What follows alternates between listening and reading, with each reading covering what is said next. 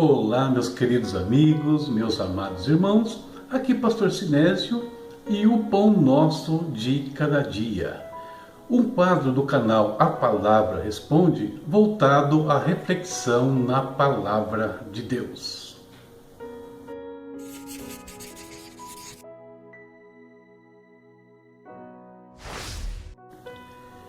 E como vocês sabem, nossas meditações são baseadas em textos que os nossos irmãos, amigos e seguidores nos enviam. E hoje quem mandou o texto para a gente foi a pastora Inês Scott. Ela mandou um texto longo, Mateus 24, do 1 ao 13. Eu separei aqui os 3 primeiros versículos para a nossa leitura.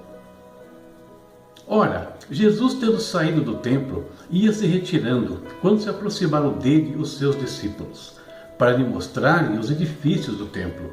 Mas ele lhes disse: em verdade vos digo que não se deixará que pedra sobre pedra que não seja derribada. Estando ele assentado no Monte das Oliveiras, chegaram-se a ele os seus discípulos em particular, dizendo: declara-nos, quando serão essas coisas? E que sinal haverá da tua vinda e do fim do mundo? Mateus 24, versos 1 ao 3. O Templo de Jerusalém, segundo relatos bíblicos e seculares, era magnífico. A perplexidade que nós vemos aqui dos discípulos e até de outras pessoas, até certo ponto era justificável, porque se tratava de um lugar realmente grandioso. Mas, nesse texto que nós lemos agora, tão conhecido por falar acerca dos sinais da vinda de Jesus, uma coisa chama a atenção. E o que chama a atenção para mim aqui é muito simples. Os discípulos estavam tentando mostrar para Jesus a beleza de um lugar do qual ele era o dono. Sim, de certa forma era isso, porque por que foi erigido aquele templo? Por que levantaram o templo de Jerusalém? Para abrigar a presença de Deus, essa era a ideia. E quem estava ao lado deles? Nada mais, nada menos do que aquele que estava desde o princípio com Deus, aquele que era Deus, aquele que era a origem de todas as coisas. Mas eles não tinham percebido isso. Então, se a gente for pensar um pouquinho no que os discípulos fizeram, é como se nós, hoje, fôssemos a Brasília e visitar a catedral, junto com Oscar Niemeyer, que é o arquiteto, aquele que idealizou aquele edifício. E quando terminássemos a visita, pegássemos o Niemeyer pelo braço e mostrássemos para ele a beleza da Catedral de Brasília, tentássemos explicar para ele a importância dela, os elementos que tem ali dentro. Ora, não seria um absurdo? Parece que sim. Mas é exatamente isso, ou quase isso, que os discípulos fizeram naquele instante. Eles estavam mostrando para o Cristo aquilo que era dele, que aliás aos 12 anos já estivera ali, falando com os doutores da lei. Então os discípulos que demonstram naquele momento que eles não tinham captado ainda quem era Jesus. E isso vai acontecer só depois da ressurreição, que eles vão entender quem realmente era aquele homem que estava ao lado deles. Eles não tinham entendido que do lado deles estava o Emmanuel, o Deus conosco. Eles não tinham entendido que ali estava Yahvé, o Deus que se relaciona com o seu povo. O mesmo Deus que lá atrás descera para ver a aflição do povo de Israel no Egito, desceu de novo agora para ver a aflição de toda a humanidade e sanar esse problema. Mas eles não perceberam isso. E por conta da sua religiosidade, do seu deslumbre com o edifício, com a liturgia do templo, o próprio Cristo foi ofuscado naquela situação. Percebe que coisa interessante que está acontecendo? E aí eu fico pensando no seguinte, trazendo para os dias de hoje.